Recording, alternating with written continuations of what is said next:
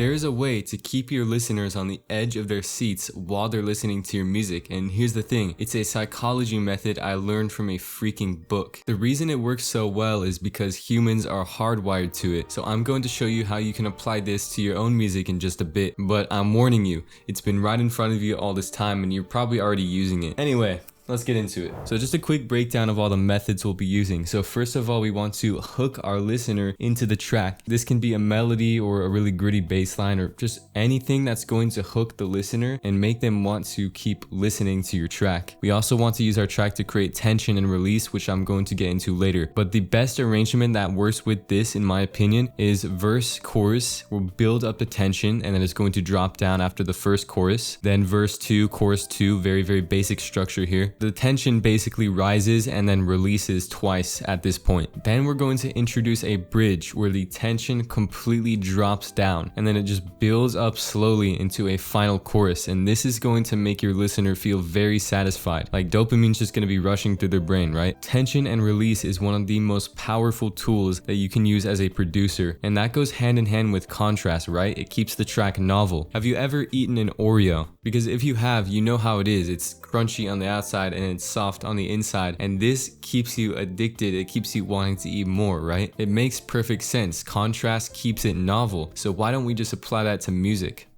I have this track. Please forgive me, I made this in like 10 minutes and it sucks, but I'm trying not to be a perfectionist, okay?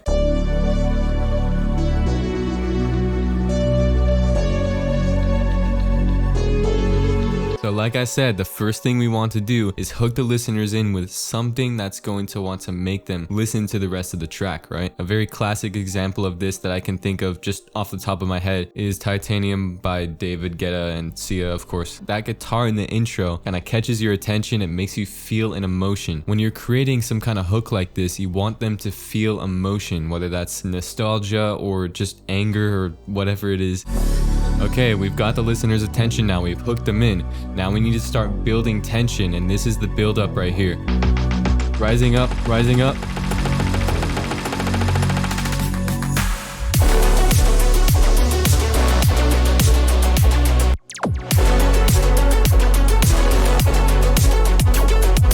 So literally all we did right there was hook their attention with that emotional melody. Then we freaking dropped everything. Bam. Once the build up hits, we start rising up in tension. And of course it's a build up, so it's going to make the listener just feel like, oh, what's about to happen? And then we give them some dopamine by playing the drop, of course. As you can see here, the drop is very short. I'm only giving them like an 8-bar preview of what the drop sounds like, right? And as you can see here, the drop or the chorus is only 8 bars long. You don't have to do this in every track, but I did it in this track because I want to give them more of a preview of what's going to happen later. That basically goes right into the second verse. Here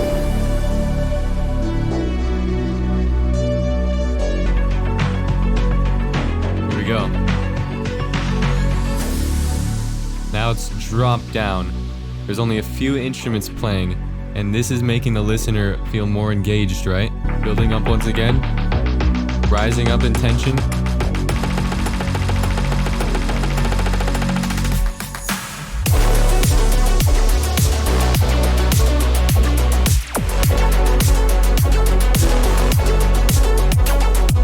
So that was the second drop or chorus, whatever you want to call it. And as you can see, I made it longer than the first one because remember, in the first one, I was just kind of letting them know what was going to happen later in the track. And now I'm giving them the full thing. Like, hey, you listened to the first part, now you can get the full thing. So at this point, we've gone through most of the track, right? But the second chorus or drop goes directly into a bridge where all of the tension completely drops.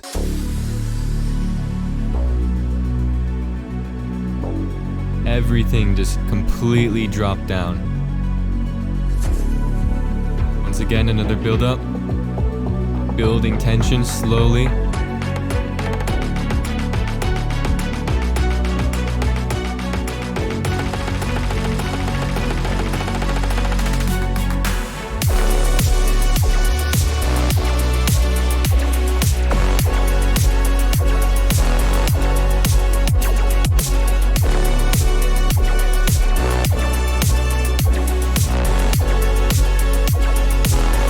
And in the very last chorus or drop, we have something completely different. As you can hear in this track, we have that horn and string melody going on. So you don't always have to do this structure, but when you do, in the last chorus, always introduce something new. This is going to keep the track novel without being too repetitive. There's an art to keeping your listener engaged without getting them bored.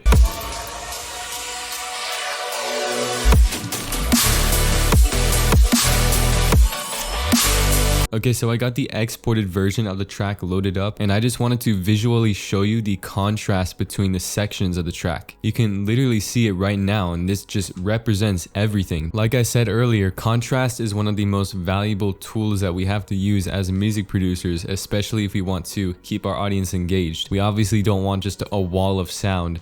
Unless that's what you're going for, obviously. I mean, you can't have light without dark. You can't have good without bad. So if you get anything from this video, it should be contrast as well as tension and release. Besides stuff like ear candy and little tricks here and there throughout your track, those are the most important tools we have to use to keep our listeners engaged. By the way, if you want to learn more arrangement stuff like this, as well as learn FL Studio in under 2 weeks and produce some amazing music, please check the link in the description. It will be the most valuable investment if you're looking to produce music in FL Studio. You'll also get access to tons of sample packs, a private community where you can collaborate and ask for feedback, and I genuinely think it's sick. So if you want to support me as well, go check the link in the description.